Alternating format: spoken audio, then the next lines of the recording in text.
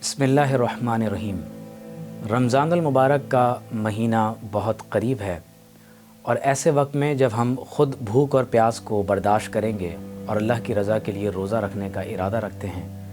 غزہ اور فلسطین کے مسلمانوں کی بھوک، پیاس، فاقہ اور اضطراری کیفیت کو ضرور یاد رکھیں۔ 7 اکتوبر کے حملے سے قبل غزہ میں روزانہ تقریباً 500 خوراک کے ٹرکس پہنچائے جاتے تھے،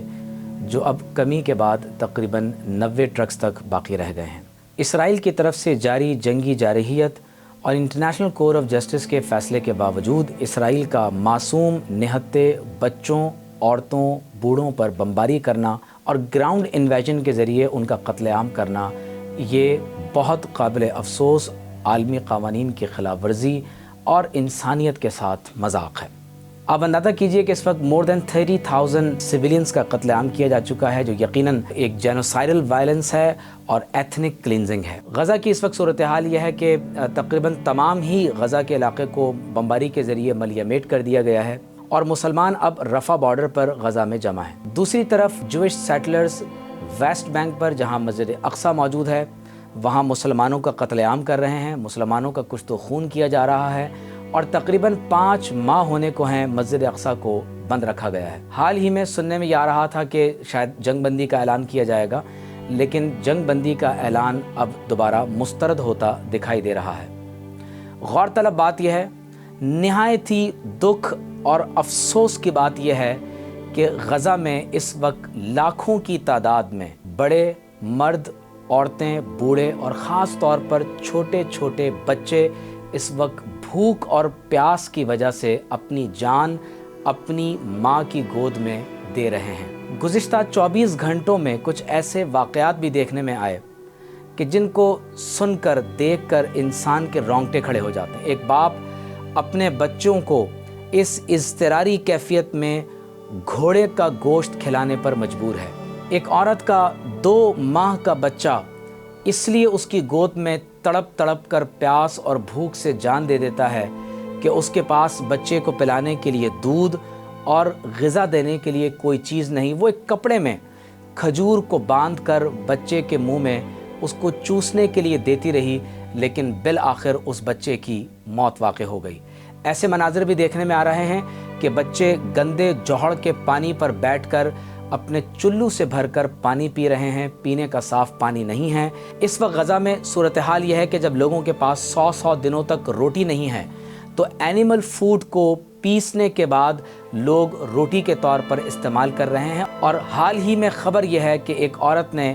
فاقے کی اس کیفیت میں، جب بچے کے پاس کچھ کھانے کے لیے نہیں تھا، جب جانوروں کے فوڈ کی روٹی بنا کر اپنے بچے کو کھلائی تو زہر کی وجہ سے اس بچے کا انتقال ہو گیا۔ ڈھیروں ملبے تلے بچے خوراک کی چیزیں چن رہے ہیں تاکہ انہیں بھوک اور پیاس کو مٹانے کے لیے کچھ کھانے پینے کو مل جائے، اور جب یہ بچے ہاسپٹل سے باہر نکل کر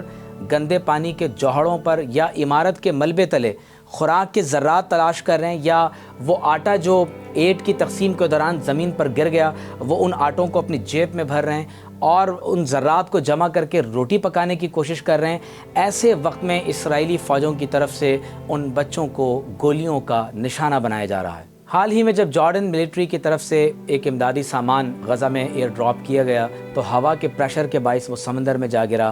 ہزاروں افراد سمندر میں اس غذا اور خوراک تک پہلے پہنچنے کے لیے، چھوٹے چھوٹے بچے وہ پانی میں تیرتے ہوئے اس خوراک اور ایٹ کو حاصل کرنے کی کوشش کر رہے ہیں۔ میں بالخصوص تمام احباب سے یہ گزارش کروں گا کہ اس بھوک اور پیاس کو محسوس کریں۔ کہیں ایسا نہ ہو کہ ہم اپنے ملک میں ایک فتنے اور فساد میں مبتلا ہو جائیں، ہماری توجہ کسی اور مسئلے کی طرف ڈائیورٹ کر دی جائے، اور فلسطین کا وہ مسئلہ جو اس وقت پوری انسانیت اور عالم اسلام کا سب سے بڑا پرابلم ہے، اور ہماری توجہ اس طرف سے ہٹ جائے اور ہم اپنے انٹرنل کانفلکٹس کے اندر اس قدر انگیج ہو جائیں کہ ہمیں غزہ میں بھوک اور پیاس سے اپنی جانوں کا نذرانہ پیش کرنے والے وہ شہداء، وہ بچے نظر نہ آئیں، کیونکہ یہ وہ لوگ ہیں جو قرآن مجید کی حرمت کے لیے، آپ صلی اللہ علیہ وسلم کی عزت، حرمت اور ناموس کے لیے اور مسجد اقصیٰ کے دفاع کے لیے اپنی جانوں کا نذرانہ پیش کر رہے ہیں۔ ان بچوں کی یہ قربانیاں رائیگاں نہیں جائیں گی۔ پورے مغرب کے اندر اس وقت اسلام کو اسٹڈی کیا جا رہا ہے،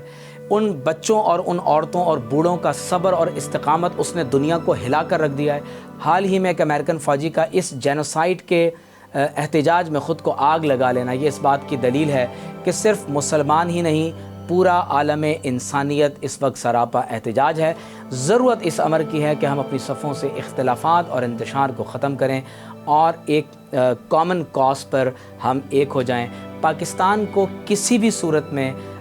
ڈی اسٹیبلائزیشن کی طرف لے جانے میں کسی بھی ایکٹیویٹی کا ساتھ نہ بنے۔ یہ بات یاد رکھیں کہ اللہ تعالیٰ نے ہمیں ایمان کی دولت عطا فرمائی ہے، اور اس ایمان کا تقاضا یہ ہے کہ اپنی جمعیت کو ہم فلسطین کے مسلمانوں کے حق میں ایک مضبوط قوت کے طور پر استعمال کریں، نہ یہ کہ ہم اپنے ملک کو خود ڈی اسٹیبلائز کریں، آپس میں ایک دوسرے کے ساتھ لڑائی جھگڑے میں مبتلا رہیں۔ اس دکھ، رنج اور تکلیف و الم کو اپنے دل میں ضرور محسوس کریں، اور ڈی سینسٹائزیشن یعنی حساسیت کے عمل کو ختم کر دینا، یہ ہمارے لیے ایمان کو کھو دینے کے مترادف ہوگا۔ اللہ تعالیٰ غزہ کے مسلمانوں کی مدد و نصرت فرمائے، مسلمانوں کو حمیت، غیرت اور دانائی عطا فرمائے، اور جو قربانیاں اس وقت اہل غزہ دے رہے ہیں انشاءاللہ تعالیٰ یہ قربانیاں ضرور رنگ لائیں گی، اور اسلام کا پیغام پوری دنیا کو اپنی روحانی قوت سے مسخر کرے گا۔